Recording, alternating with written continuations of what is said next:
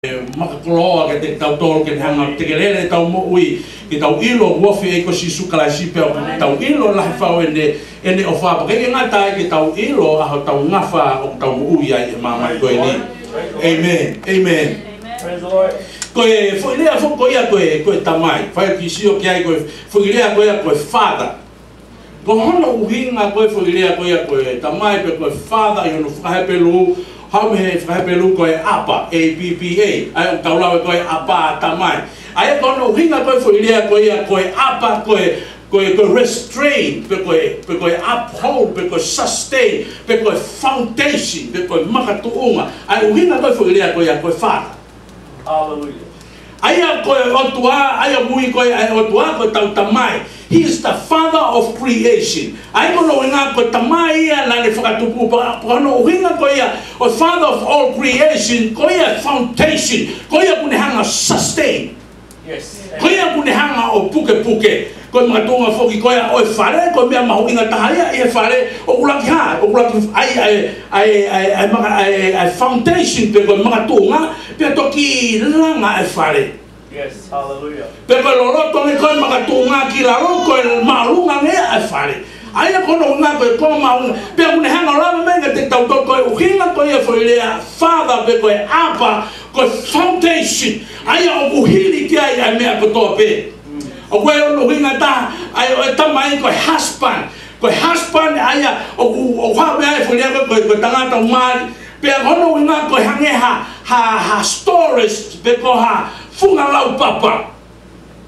Ai au kuhiri ki ai ngahi mea katoa pe. Hiri ai tohi koe. Hiri ki ai pe moe uipu. Hiri ki ai moe mea katoa pe. Pe a ihe taimi lahi. O kuhoko koe ai father pa koe ke tauhanga tau toruko o ilo koe a hono uhinga. Ko mea tau hoko hanga he ngahi wai fio. Take advantage aki ai father. Oha, o hiri ate mea katoa pe ki ai. Kono nia ko ngaki a hiri. Hili ki ai mea ngotoa pe pake ngata pe ya koe ke hili atu pe mo family mo in-law mo mea hili katoa ki pe hili katoa ki tamai kono winga kaku kanga ilo ko winga ko ya o koe ha kunga lau papa ke hili ki ai. Hallelujah. Kapai ke pehef ko tutu mo winga ko ya tamai whakatonga ko tamai ko ya kune hanga wa sustain kune hold you up. Kalau mai tuan ko hebelu ko yang tua ko ya o kune hanga uphold I will aki malo ya enelea ko ni fola. Patai meni ko ha ma pe hi fo ai funga lau papa ko ulai ko ke mea ko hili pe ma pe hi fo ke ile ko tau ya ko toronga ya ke fuka kau hili fuka lele. Kau tahu apa benda, kau tahu malo. Ai foi lea kan koe apa koe ia kune hanga sustain, pe koe foundation. Amen. Fola ai o tua ki a tama ni ngā koe uraki mātua, na ne hanga whakatupu a atama, amen. Na ne hanga whakatupu a atama. Pe koe hao koe a mamani ne hao pe mea atama.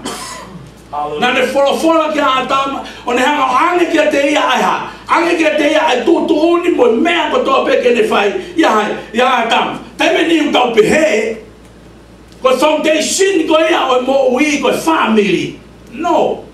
Ko foundation ko nga whatutua e o tua ko e apa. Ko nunga na ne hanga whatutu ki hai. Ki he tangata, ki he ulua ki ai ko tangata. Na ne ange ke mea ko toa pe. Pe hanga ne mahe o tua ne hanga whau. Ai ngoe ko iteni. Ai ko foi lea ko iten. Garden of Eden to fanom kai. Ko foi lea ko iten ko no fa pelu. O hawe ko to pelu ko just stroke. Stroke pa na to ya na to ria. O to me matau ke hema. Ka ono ya foi lea ko iten ko ono una ko pressure. Ko spot. Ko environment. Open door. Kono hinga e foi lea ko ia ko iten. Na hanga e o tua o ne hanga o ngau i ngoe ko pe pera ngoe o iten ni. Peha, pa le toki hanga lewa to e tangata o tuku kia. Ko iten ni o koe ko hawhi tuku i. Ko iten ni ko presence of God.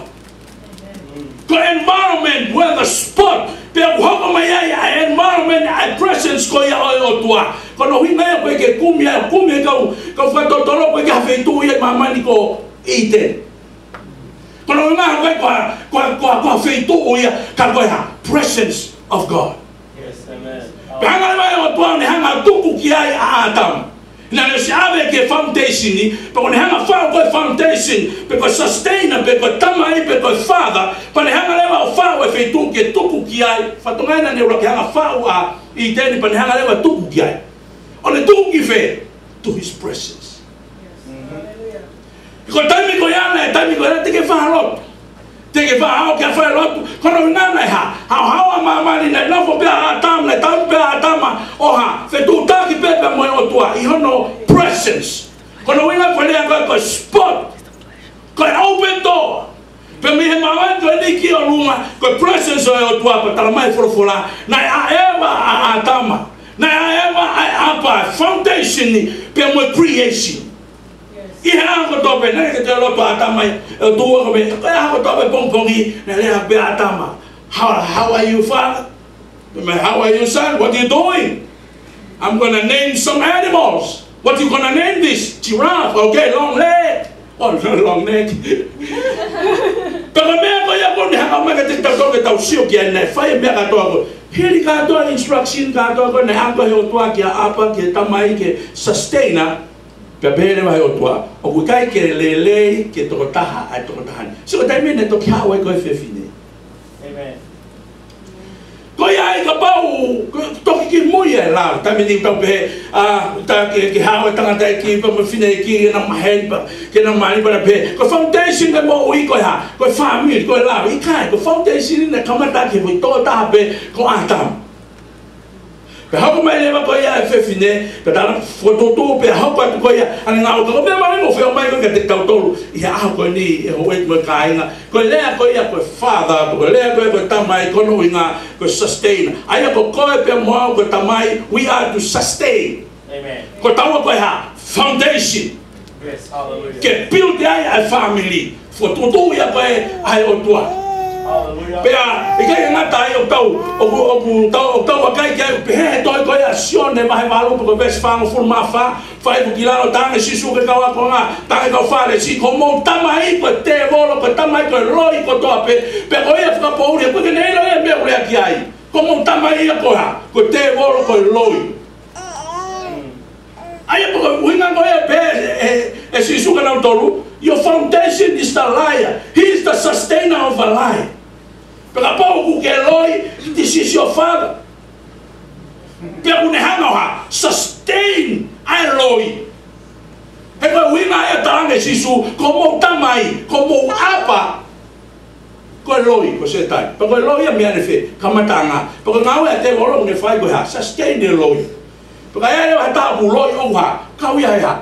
He kau he fata ko he kau tamo ko ke tau la ko ke foi lea ko ia ko fata o ke tau hanga o ilo mahuina kau tamai ke tau hanga o ilo na e plane o tua ke te tau tolu ke tau hoko ko ha ko mai tamai ke tau hoko ko foundation ke tau hoko ko kau uphold ko kau sustain. Yes, amen. To ko ia family momento me ko to fe mau ke ha to pe to ta tu ko hai fata. Hallelujah. Ha kau kumi fe mau ke mau be fata ia. Kaya ua toi whai maha puria ura ki pe whātai. So, ka pau te ka puria ura ki another father. He nei whai moa wai father, you have to sustain. Yes, amen. Ame family o ange mo ngai mea ngā ke whaafi ki nau tolu, pe ha tu mawai, ke ngāri ko tangata koe, ke ngāri ko father koe. Yes, hallelujah. Amen. O koe koe holisi koe, o koe koe wall koe, you are the foundation. Yes, amen. Ko fofitai ko whamalo ke o tua o me ke aho mahuinga koe ni koe aho o ngai tamai. Yes, hallelujah. Aho ngai foundation. Ko whanong ke ngai vai I aho koe ni ko mo mahino ko ia ko fofitai ke o tua ko mo ui nai pehe pa ko mea ko siwa koe ki ai they are sustainer. They still here. Yes. Hallelujah. Amen. Yes. Don't ever give up. Yes. He koe o tua hana ko ngai hiwa ko whanong ki ai o ni hanga mai malanga whaofa ke te tau tolu ke tau sio ki ai I he hoa koe ni Ia toi ko ia a orang Korinto. Yes, amen. Hallelujah. Hallelujah.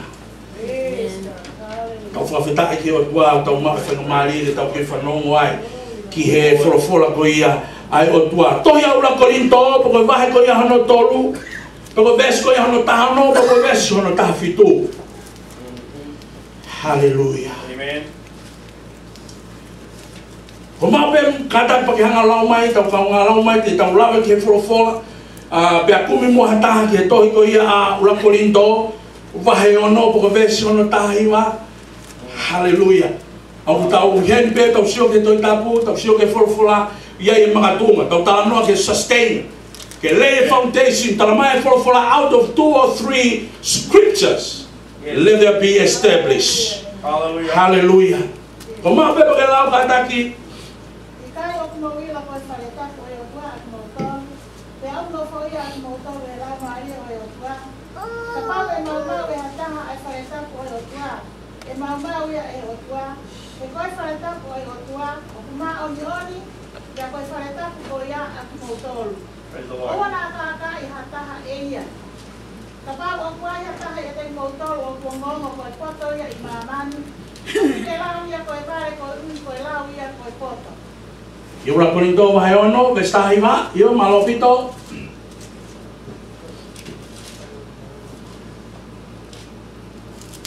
Koe ha, i kai o kumo ilo, ko mo sino, koe wharetapu e lau maria maonioni, o kia te kumo tolu aia, o kumo mau mehe o tua, pe a kui kai a mo tolu, aki mo tolu. Vesi hono wanoa, He kua whakatawa ki mo tolu aki a totongi, ko ia ke whakaongo leleia e o tua, i ho mo sino, pe i ho mo lau maria, aia o o tua. amen. Hallelujah. Tamai he wholofola ke tau sio ki ai, ko mo sino ke tempare o e lo mari e maonioni. Yes, amen. Pero rame me sta vitu e mai tolu ko ia tele mau e tempare o tua, ke hanga mau ia. He ko lo mari ko ia o maonioni o no fo ia e te motor. Yes, hallelujah. Hanga bena rame ke nai, ko tohi ani a Paula, ai ko tohi a tamai whalo mari e ki sas ko ia o Korinto. Porque Paulo é a message, mahalo be ko sabat tamai na ang Paula. Ka Paulo ko sabat tamai ke te tau sio ke forofola. Pero ang nak ko ya ko ta ko Paula ke kai ko na hanga o Paulo pe hanga foto esas ko Korinto. Ko ia ne message mo ne fekau. Ko ia ko tamai fkala mari ke esasi. Pero ta ne fekau. Mana tu ko mau sino. Ko tempare o lo mari. Yes, hallelujah. E ngai vez depois que o nga pe fora todo me ko ya Paula pe mana talang he kai e todo me ko o Korinto talang mai kai e Paula pe Paula na mo ke sino fa fa mo to wa kau pa na mo tutu pa ke na wa ke te mo to ka kano ka mu ya te mo to ka ke mo ke fa ka kano pe.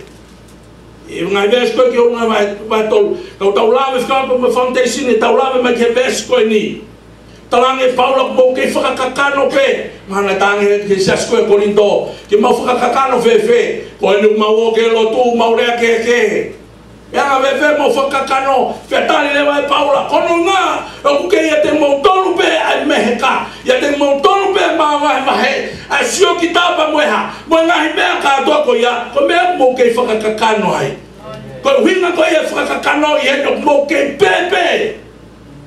Amen. Tumo sino ia lahi ka urunga nga ke ane pepe.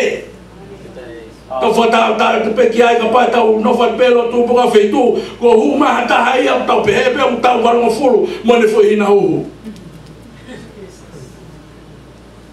Ka wala me ba Paula au tu pe me ai fuka kakano a sia si pe ta na ta tu me o mo ke pepe na was fa fa mo to ko ma na ki ke mo tu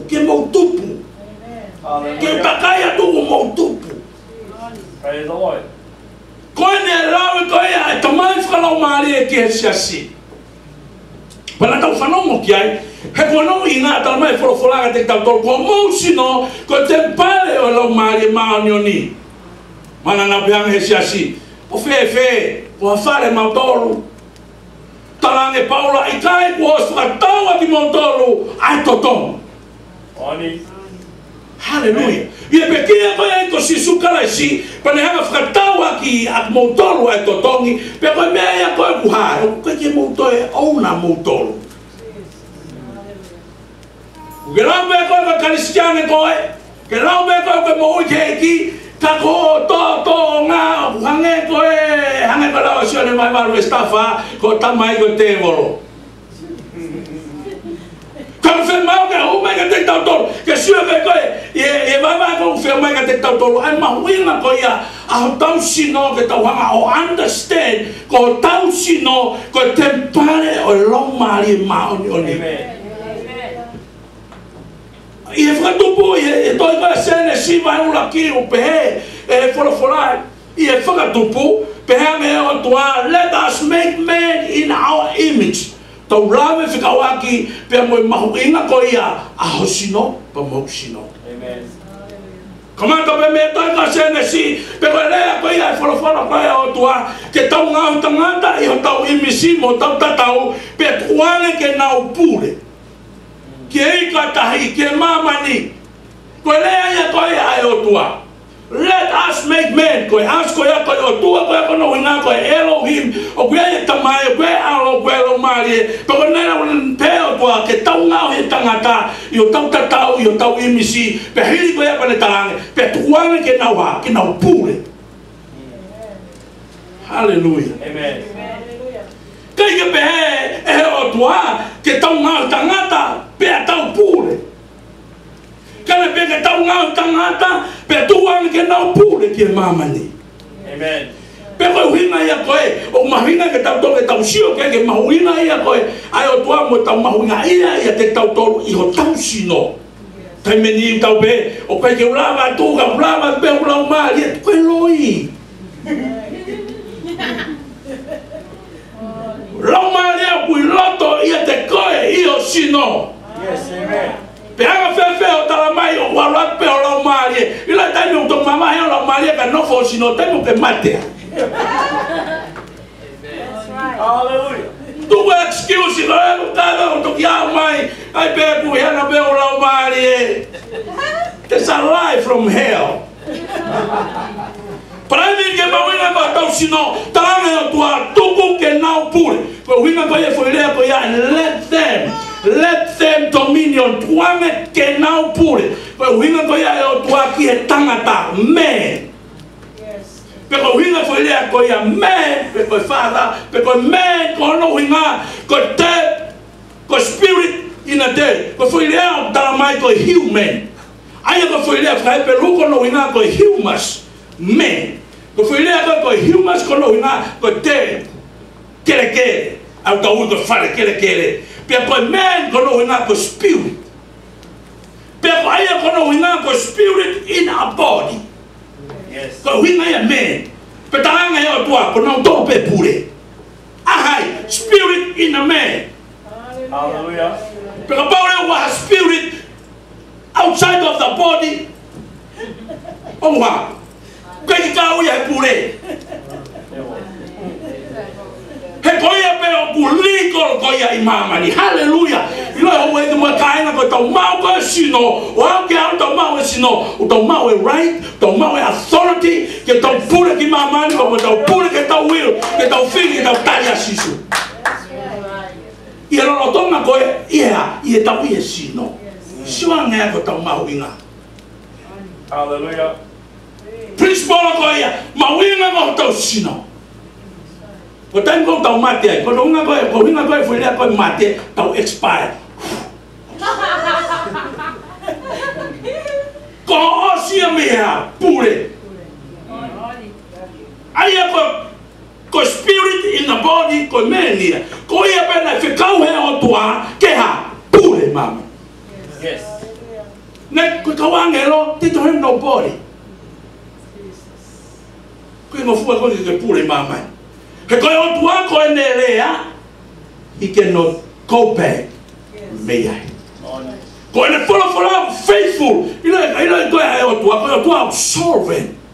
tau pe ka pau mafia o tua pe ulahi o tua hana tau te lo tuai fa teli ha pe I kai ko no winga wa na ne ha pe to yo same o ku ne hanga put his name his word above his name o pe ne faithful o tua ki ene rea he ko ne rea ke ha lete ko ke hanga ko ta lete ba ka popongi let me Hallelujah. Absorb ne o tua until he say. Yes. O limit ai o tua ene word. Yes. Hallelujah. Ko me faithful pe ai o tua. Ko me ko ke fa to tala no to ka ko ho fa lo tu ko no ngai ko ya. When he speak, he will do. Yes. Ma ko ta e fa mai he don't say nothing. He ko pa ele o tua he gonna do it. Yes. He never go beyond his word. Yes. Tapi kau nak hinai kau rakmatua. Akah Lucifer, kau Lucifer, hawa Lucifer, ngatonu mai o kumi o matua, panehanga ayah hikinau. You know how kau Lucifer, how illegal. He don't have nobody. Karena hawa Lucifer, negotiate per mo ngata. Kore, I can borrow Hosino so I can come in and to be legal here. I want to do some little business here. Pe anghe ngata, pe hau lewa ngata ha, o ne hanga ayahi, aiwi pe mo atama, o na toi. Uhina ya nangeke lama ya tua interfere, he taimi ko ya kene tau fi ngata, koe ha, because of his word. He said, let them. He ka pau na interfere o ne hanga frangata mea ko di, he is a liar. And God is not a liar. He's so faithful to his word. O ne hanga ya mana ne taranga Lucifer, ke ilo pe nata no for your lunga. I cannot come here illegal without a body. Kamu ke hau kaka, pake hau illegal, pake kaka e fefine. Kakoin pe Lucifer ko tala ko promise ke de ko. Fefine ta tau ko ya ta ko no seat and crush your head. E ya ta kakato ko ya taimi te hau pe te borrow her womb and she gonna give me a body and I will come in her body and legal on earth and I will crush your head legally. Yes. Amen. Amen. That's the importance of our body. Hallelujah. Even God cannot come here until he have a body. Make sure your body and you have the value. Yes. Hallelujah. He need to look for somebody. Yes. How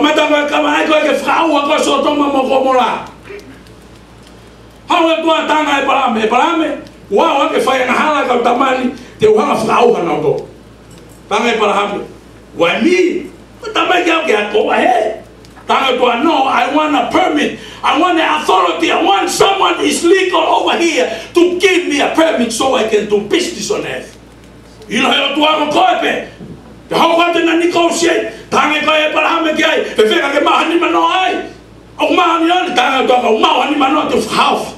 I'll wait for get mal, but I go ahead and I do a flower so to Momocomora. The finger in her come at time for nice lady. For Toutai and I don't have a MOSESE. Tanga mo go atake o make kai half. I'm MOSESE. Oh, how can I go mutu vale?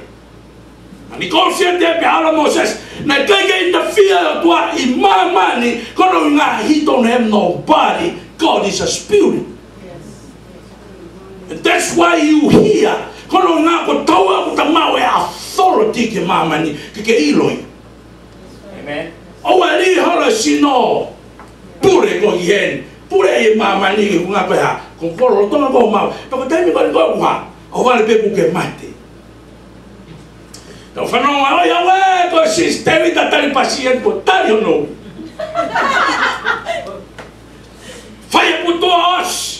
Over bel que imagina quanta tão cheio da dor aí e só ne dia dentro da paz quase aí quase faz uma bicala para tu vai ver a rua acione teve que para Ko tai me uha. O ku ke illegal. Ko expire pe. Mare yo no fuma o mo ke to ya. Ta mai e fora ke ha. Ko mate tanga ta fo ke sino ke kere. Pe fo ke la marie ki heban ka bana ke tali sisu. Pe ko ne osi. Te ke illegal ha guna ko ha. Ko ko ha ko spirit.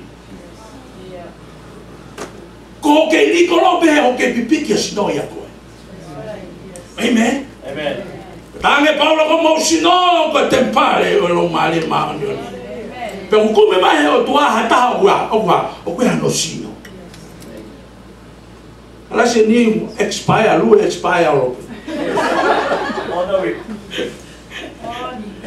Lo tonga ko ta ma ko ya sino. Pe to he to ta ko ni ta mai fra o mali ke si asi.